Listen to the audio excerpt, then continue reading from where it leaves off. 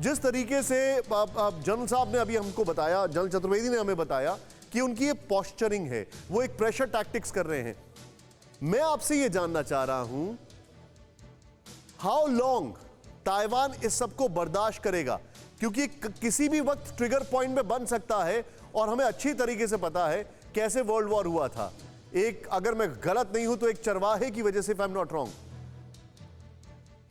देखो प्रशांत, मैं थोड़ा अपने अनुभव से बात करूंगा क्योंकि चीन का बहुत अनुभव है इसी, और साथ ही साथ एलएसी पर बहुत रह चुका हूँ।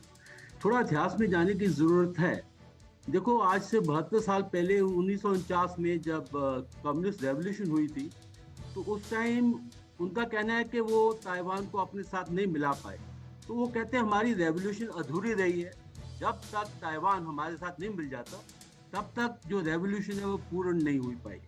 तो इसके ऊपर वो लगातार, उसने बहुत सी बयान दिए हैं, और अगर हम उनका व्हाइट पेपर पढ़े जो अभी 2019 में आया था, उन्होंने स्पष्ट रूप से बताया कि अगर ताइवान शांतिपूर्वक हमारे साथ नहीं मिलता है तो हमारे पास फोर्स इस्तेमाल करने का विकल्प है। तो वो बार बार उनको दिखा रहे हैं कि हमारे पास इतनी फोर्स है। तो एक तो वो प्रेशर बना रहे हैं, दूसरी ये उनकी रिहर्सल भी है। वो इस पर काफ़ी स्टडी करते हैं कि जब इतने एयरक्राफ्ट जाते हैं ताइवान की क्या रिएक्शन होती है, वो रिएक्शन को पढ़ते हैं। तो ये एक रिहर्सल भी है, तनाव भी है। तो ये लगातार चलता जा रहा है। तो इसलिए आप कहते हैं कि ये तनाव एकदम ट्रिगर पॉइंट पर आ सकता है। बिल्कुल आ सकता है, क्योंकि जो ताइवान की और अमेरिका की एक संधि है, और अमेरिका वचनबद्ध है कि ताइवान को अगर उस पर हमला होता है तो अमेरिका वचनबद्ध है कि वो उसकी सहायता करेगा। साथ ही साथ जापान भी, उनकी भी एक ट्रीटी है। तो इसलिए हमें समझना है कि ये चाइना का एक टैक्टिक्स है तनाव का।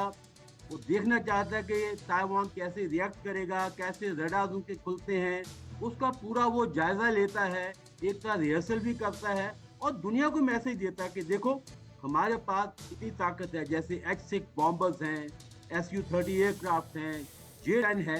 तो ये सारा उसका एक लॉन्ग टर्म प्लानिंग है, और लॉन्ग टर्म प्लानिंग ये है कि अगर किसी समय उसको मौका मिलता है तो वो इसको और भी आगे ले जा सकता है। साथ ही साथ वो देखता है कि अमेरिका की क्या रिएक्शन है, जापान की क्या रिएक्शन है, अंतर्राष्ट्रीय मंच पर क्या रिएक्शन है। तो ये सारे मुद्दे हमें एक पूरी तौर पर देखने चाहिए, ना कि आइसोलेशन में। Point taken.